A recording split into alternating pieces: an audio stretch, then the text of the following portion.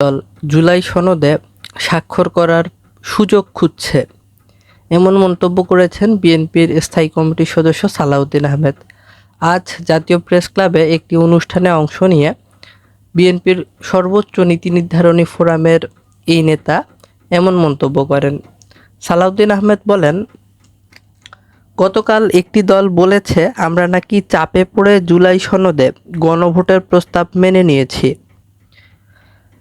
আমরা বলেছি জাতীয় নির্বাচনের দিনই জুলাই সনদ নিয়ে গণভোট হতে পারে। যখন একটি রাজনৈতিক দল জুলাই সনদে স্বাক্ষর তবে এখন একটি রাজনৈতিক দল জুলাই সনদে স্বাক্ষর করার সুযোগ খুঁজছে, তবে তাদের কিছু দাবি দফা আছে। আমরা আশা করছি এর একটি সুন্দর সমাধান হবে।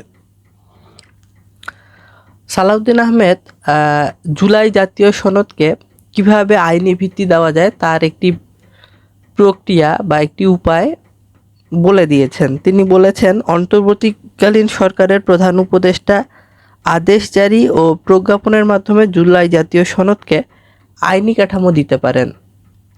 তিনি আরও বলেন, সবই হতে হবে বাস্তবতার নিরীক্ষে এবং আইন দিয়ে, যাতে ভবিষ্যতে কেউ বাতিলের দাবি করতে না পারে। সবার মতামতের ভিত্তিতে সিদ্ধান্ত নেওয়া দরকার। প্রিয় দর্শক, 2024 সালের জুলাইয়ে যে গণ আন্দোলন হয়, সেই গণ আন্দোলনে একটি ঘোষণাপত্র প্রস্তুত করা হয়েছে। জুলাই ঘোষণাপত্রের পরে জুলাই সনদ প্রস্তুত করা হয়েছে এবং বাংলাদেশের 33টি রাজনৈতিক দলের সঙ্গে আলোচনার মধ্য দিয়ে জুলাই সনদ তৈরি করা হয় এবং 30টি রাজনৈতিক দলকে সেই সনদে স্বাক্ষর করার জন্য একটি অনুষ্ঠানে জুলাই সনদ স্বাক্ষর অনুষ্ঠানে ডাকা হয়। সেই দিন 24টি এবং পরবর্তীতে একটি, মোট 25টি রাজনৈতিক দল জুলাই সনদে সই করেছে।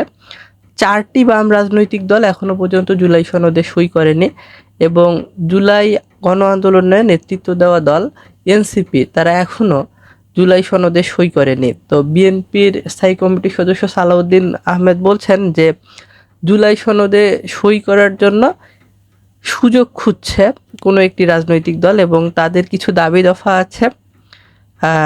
সবার সাথে সকলের মতামতের ভিত্তিতেই সিদ্ধান্ত নেওয়া যেতে পারে এবং তাদের এই দাবি দফাগুলোর খুব সুন্দর একটা সমাধান হবে বলে প্রত্যাশা করেন সালাউদ্দিন আহমেদ। এবং তিনি বলেছেন যে অন্তর্বর্তীকালীন সরকারের প্রধান উপদেষ্টা